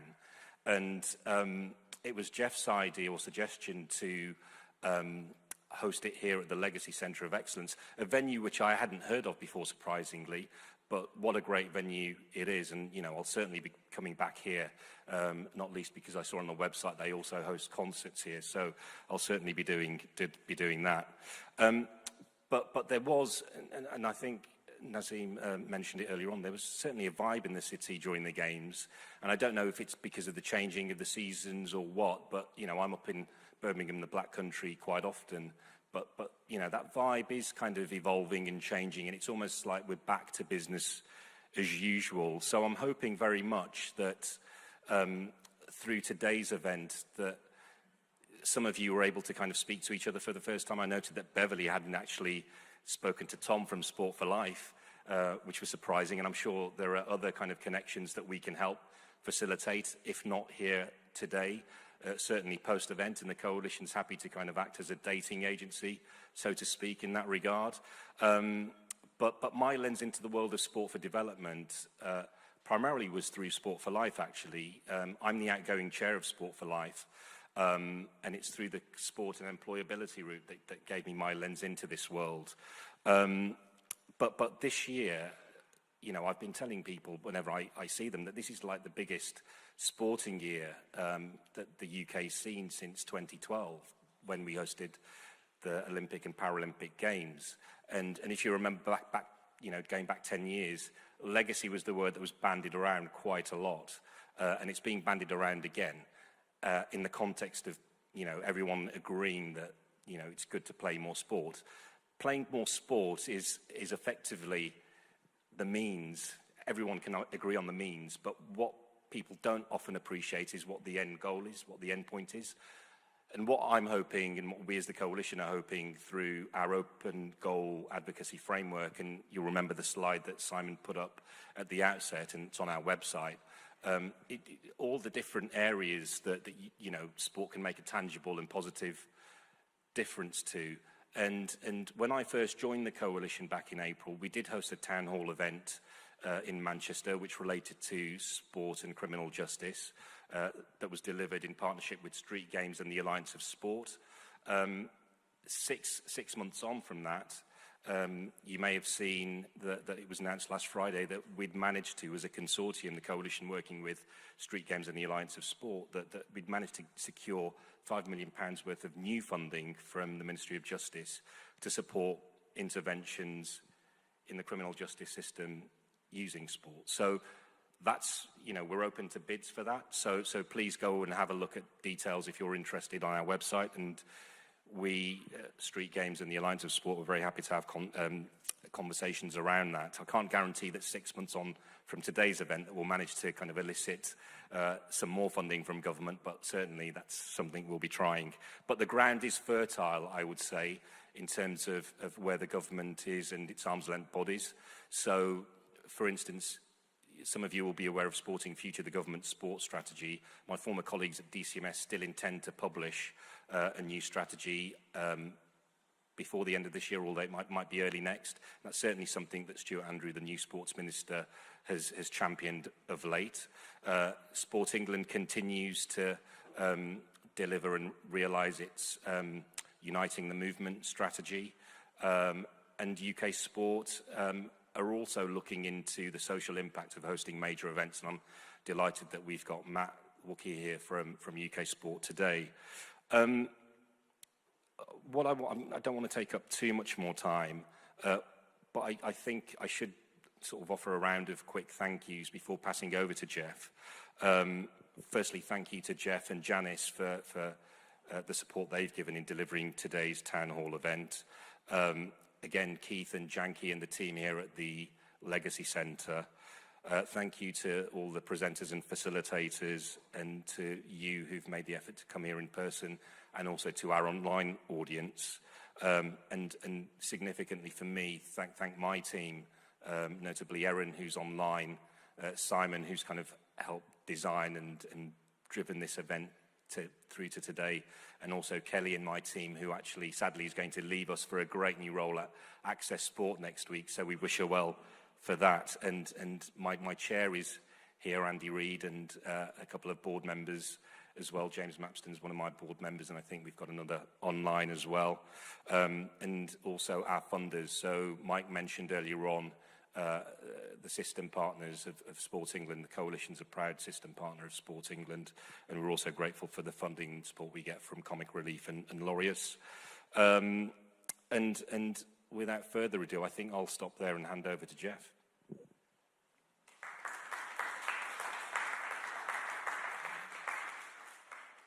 I'm hoping my voice will carry sufficiently enough not to need the use of a mic. Possibly that comes from a competitive career where the warrior cry, which 40 years ago, on the 21st of November, saw me win my first 2 gold medals, along with another, just by way of clarification, and the executive director of the Youth Charter is Janice Argyle-Thompson. This is for the interactive, the active, and active, the interactive, I'm told. But she is equally one of those incredible warriors who won gold in that silver and bronze medal hall 40 years ago, and I got the best return on my investment because she became my wife. But she has, more importantly, been equally the force behind the Youth Charter, which 3 decades on simply, I think, brings to an incredible journey now with this town hall meeting a place and moment in time. Nassim said that if we don't tell the truth, nothing changes. I'm absolutely driven by that telling of truth to power. Each and every one of us has that power. And I'm hoping on the ability to be convening you here today that you will all take the responsibility for what that power represents.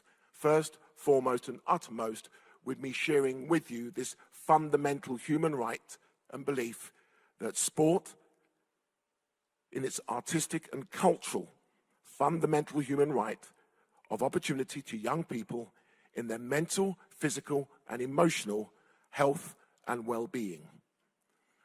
If we all agree on that, we will equally agree that then they're not afforded that fundamental right. The mental, physical, and emotional disaffection and disadvantage can lead to antisocial, gang-related activity and extremism. That has an impact on all of society, inner city, suburban or rural, upper, middle, and lower of whatever class, suggests it is not a subcultural phenomenon.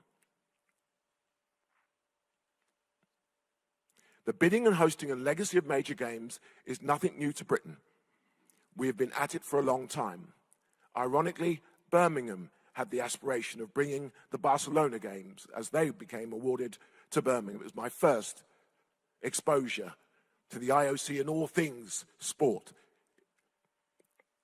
Birmingham had been at this for a long time. In between that time, Manchester, which is where a legacy intention was shared, and I was proudly to become an ambassador for that games. We lost the 2000 bid, but during the loss of that 2000 bid, we lost a young life on the streets of Moss Side, Manchester. His name was Benji Stanley. Please remember that name, because without him and that loss of life, we would not be here today. That is for those who then do your due diligence.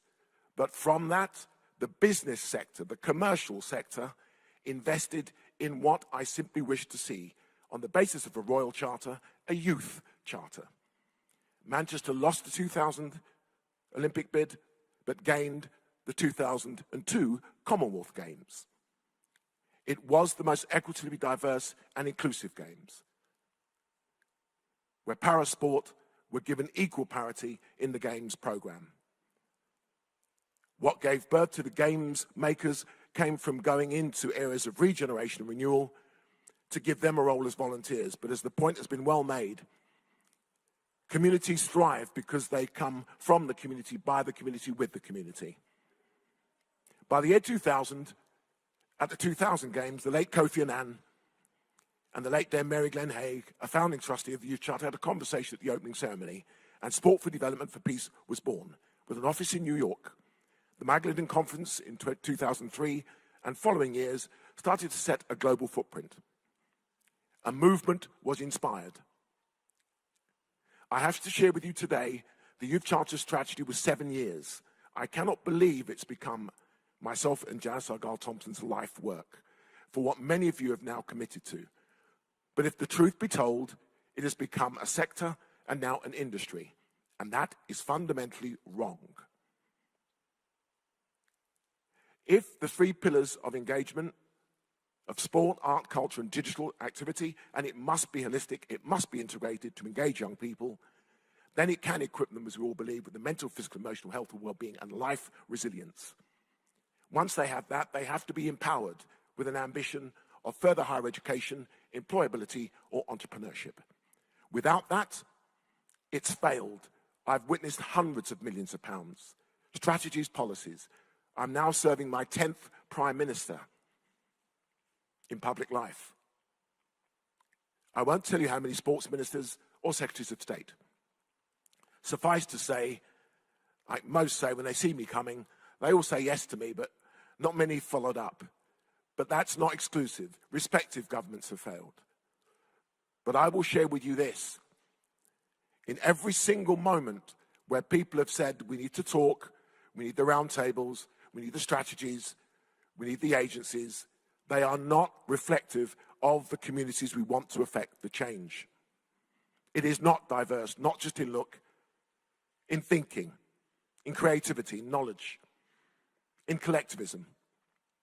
And I will revert back to the George Floyd moment, because it's only when diversity comes together we can make something that's wrong right. As the Deputy Chair of Birmingham 2022 Commonwealth Games, they were charged to deliver a Games. They delivered that Games, an extraordinary Games.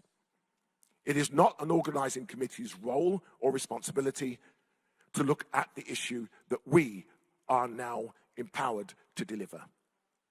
I'm also on the London Legacy Development Corporation, 10 years on from 2012. That's why we didn't deliver the pledge of inspiring a generation. You have to have the sport for development infrastructure. It used to be called community sport, by the way, for those of you who don't remember Action Sport, and the Community Sports Leaders Award, and Sport for All, for that matter. Denzine White has had to leave us, but as the chair of Sporting Equals, he equally is a Wolvertonian from the Black Country. I always wanted to know why I was from the Black Country. I'm a lot more comfortable in my skin with that stereotypical label is afforded me. But isn't it ironic that we both, having represented this country, both had something in common we just acknowledged and accepted and shared with Tesh. Both had sons that were not disadvantaged. They were disaffected because what society thought of them. Both went in the wrong direction. Both lost their friends to violence on the streets. Denzine's son went to the University of Crime. My son I shipped off to Germany just to save their lives. Denzine's confirmed that his son's now turned his life around. He now has a family, and he has children. My son hasn't got a wife, hasn't got any children. Hope that doesn't happen for now, because I'm not ready to be a grandparent. But he will win a world title in his chosen combat sport of boxing. However, tennis was his love, and he said, "Dad, they don't want me there." What I'm saying to you, on the basis of where we are now, and Birmingham 2022's mission aim of a Games for everyone, is with those games now ending, we have a legacy movement that must redefine itself. Lincoln has been doing this work for the time I can remember. I had the privilege to visit his project. Wolverhampton Wrestling, Rosero Kicks, they're here. Kirk Dawes is a fellow warrior, but why are they all having to make a case for resources? Have we not made one collective bid? Well, the Sport for Development Coalition has a framework. The Youth Charter has a model, a community campus model, and it reflects the Sustainable Development Goals. The impact is now measurable. We weren't resourced, but that was not going to stop us. The Legacy Centre of Excellence hosted then a games engagement of job skills because we needed employable, diverse, and reflective faces of Birmingham, one world in one city, 72 nations and territories.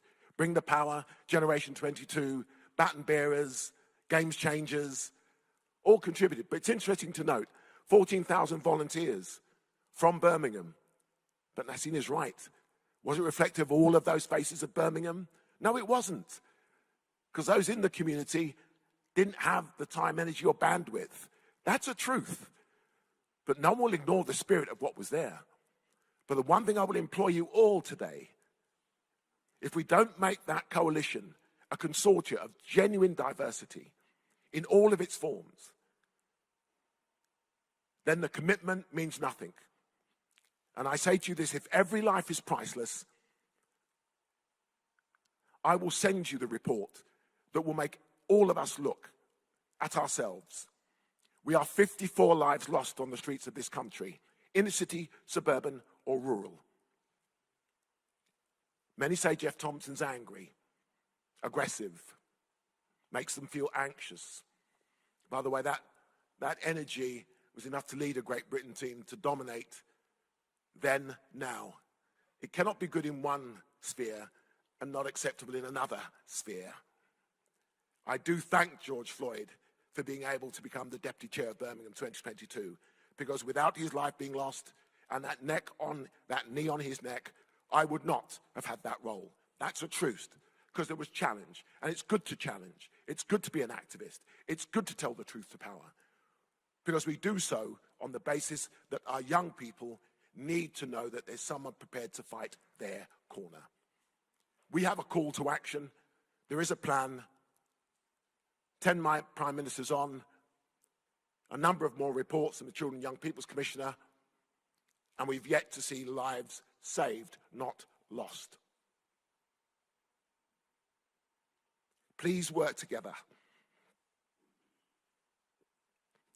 Mothers will hold us accountable. They're the ones who come to me when we talk about youth games. Let's have that youth games. A mother came up to me with a boy of only 15 to 16 years of age. He had 4 gold medals around his chest. She looked me straight in the eye and said, I've done my due diligence. You're the chair of the London Youth Games. I can't feed him because he's eating me out of house and home. I can't afford the equipment to ensure he runs faster. But more importantly, when I send him to another borough in London, I'm looking to you when he doesn't come back. There is no way I intend to look at mothers or families that look like me, where I've come from, and tell them I'm sorry, because we didn't work together. There's an extraordinary opportunity. Birmingham 2022 did its job. United by Birmingham 2022 charity is aiming to continue that job, but there are others who are doing it, and we need to do it collectively. So the fight continues. Please work together. Coalition, consortias, I don't care. Just let's get back to our communities. And by the way, this has always been done. That's what produced me and Denzine White. And Mike Chamberlain, he's a warrior. You've got a number of combat sports in here. Maybe that's telling you something. Maybe we can challenge that aggression. I'm still in here talking to you rather than outside waiting for you. And filter that between your subconscious and conscious. Always gives you a slightly nervous feel. Ooh. Please. I'm exhausted. Why am I having to make a case? Alton, for your brother.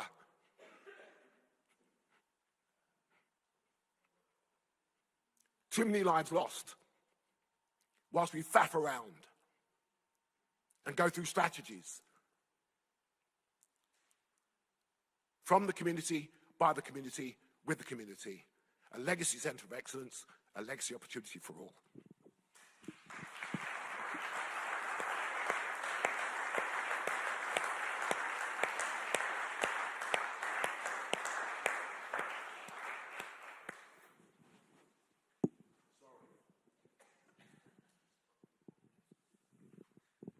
Please never apologise, Jeff. Thank you very much.